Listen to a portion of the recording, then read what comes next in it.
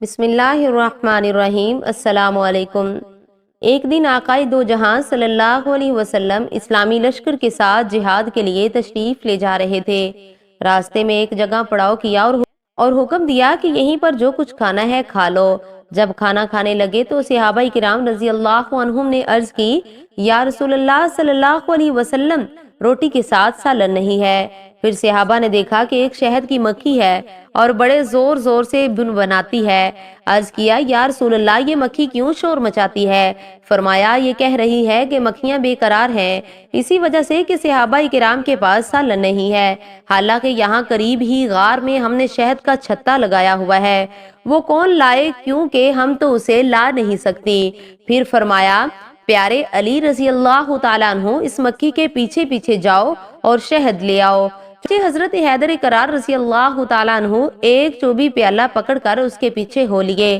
وہ مکھی آگے آگے اس غار میں پہنچ گئی اور آپ نے وہاں جا کر شہد نچوڑ لیا اور دربار رسالت صلی اللہ علیہ وسلم میں حاضر ہوئے۔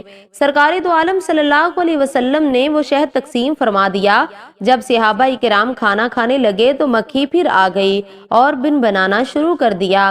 صحابہ کرام رضی اللہ عنہم نے عرض کی، یا رسول اللہ، مکھی پھر اس طرح شور کر رہی ہے۔ تو آپ نے فرمایا، میں نے اسے ایک سوال کیا ہے اور یہ اس کا جواب دے رہی ہے۔ میں نے اسے پوچھا ہے کہ تمہاری خوراک کیا ہے؟ مکھی کہتی ہے، پہاڑوں اور بیابانوں میں جو پھول ہوتے ہیں وہ ہماری خوراک ہیں۔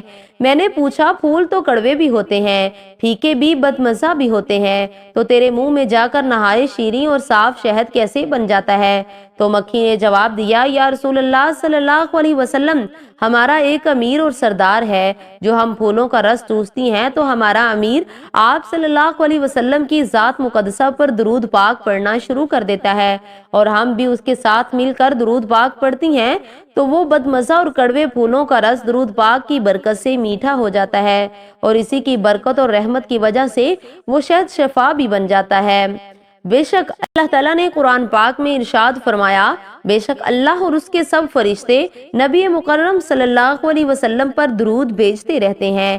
اے ایمان والو، تم نبی کریم صلی اللہ علیہ وسلم پر درود بھیجا کرو اور خوب سلام بھیجا کرو۔